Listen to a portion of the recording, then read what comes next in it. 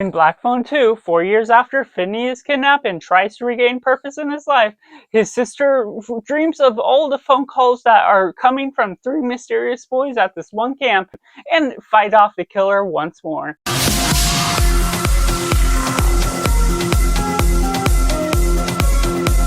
And welcome Cinema, where we focus on a film. I'm Josh, this is Simply Cinema. Let me know down in the comments below what you thought of Black Phone 2. Was it good, was it bad, or somewhere right in the middle? Or if you're waiting for this review to decide if you're going to see it or not, and taking it right in positive, Black Phone 2 picks up the pace with a lot more action and steadies on throughout a great pickup with a great exposition leading on through different diverse settings that keeps you captivated. And even though you're more contained still within this one environment, stuck within this blizzard, in this one camp, there's still a way that makes you feel isolated from the rest of the world while diversifying the settings by moving from cabin to cabin out on the lake throughout this snowstorm and doing all these different things that keeps things fresh and moving about within what you're looking at this cast, doing all these nuances for these characters within this Christian camp that's building upon the blocks of the story that, while it still feels somewhat grounded, it's more supernatural and spiritual by the way you're looking at the way the grabber is returning to this franchise within the sequel. Even though he was killed, there's different things that makes it feel so unique within its way, while having the essence of a Nightmare on Elm Street type of Freddy the Krueger type of vibe. And I really love that immersive, dreamlike state that you're falling about, bringing in Madeline McGrath a lot more, playing the character that is his sister, and doing so much more with her does so much for the story. Having a friend that correlates as a lover to the interests that we were following along with, as well as the brother played by Mason Thames, who is witnessing all of these things. He goes through a moment where you get the thematic idea of trauma and things he is facing, and that's realistically portrayed through certain moments that especially express his true feelings toward the situation, or even the void of feelings by not expressing much because he's isolating some of his feelings, some of his expressions, and going throughout that becomes very unique and something I like just as well. And taking on their father, who continues to be part of this franchise, they're really changing the course of what the last events led him to sort of become less of an alcoholic. And I do like that change to where we're looking on, trying to gain a better sense of himself. And there are some twists throughout the way what we're doing with the characters, but also things revealed within the first films are followed up within this film. While it didn't need to, it doesn't necessarily feel like an Easter egg. It's an essential story beat that makes the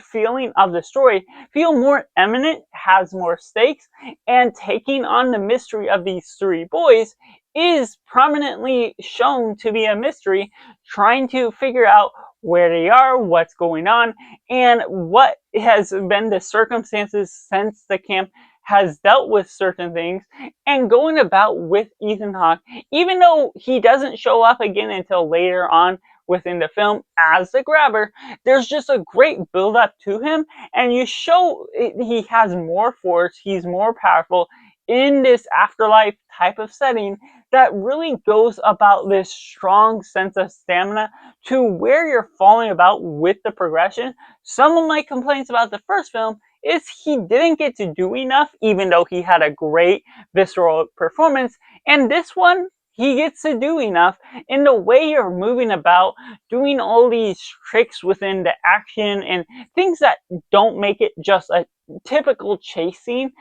that you expect within a horror movie. They go about with all these different things that I just really highly enjoy. The inconsistencies are sort of let go of because of the dreamlike state can go in multiple different areas of what you're looking, the suspense of disbelief that you can really enjoy from this film as a whole. So just the whole cast and the return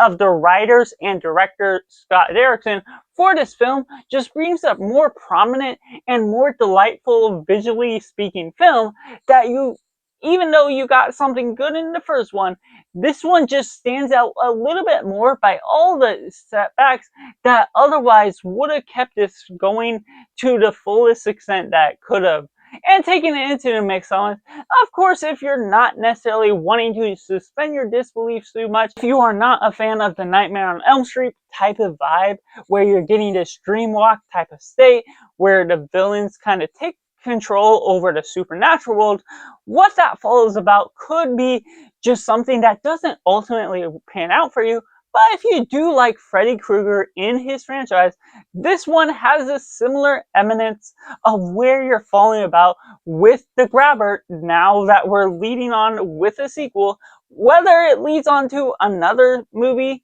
it's hard to tell, but the way you're falling about just this, if you're looking at this as the end or the start of something new, it just opens up new grounds that could be good, could be bad, and there could be a mixed feeling that some just essentially have toward what is going on within this film, because it can still drag out. The exposition can be overlong, things just don't necessarily click as well with the audience that otherwise can click with me, but ultimately the circumstances you are getting out of this film, it has the same general appeal, the feel of a kidnapping, but without the kidnapping itself. There's new grounds to explore, but ultimately that's something that could be a hit or miss, ultimately coming out of what you're getting out of the first film. This takes me into the negatives. Unfortunately, there's things here and there that felt like it was a roller coaster of emotions,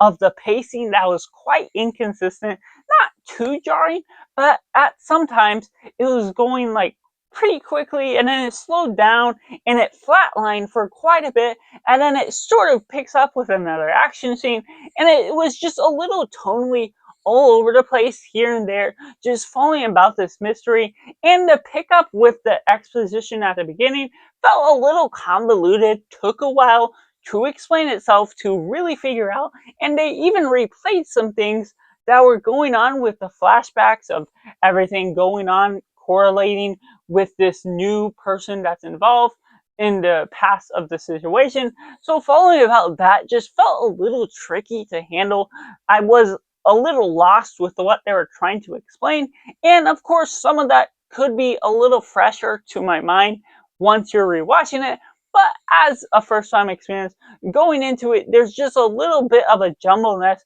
to pick up some of the pieces to figure out where exactly this story is going. And of course, the way this story works, they're going to the danger that otherwise could be avoided in the situation they're dealing with. They don't necessarily have the eminence where everything is going after them until they put themselves into a situation. So that could be a horror trope of heading toward danger that ultimately becomes a little frustrating, and certain aspects of this one Christian woman in the situation sort of puts on this moody idea. And yes, they can be realistic in one sense, but it includes an unnecessary, unlikable character within a situation that otherwise could be settled a little bit likable, or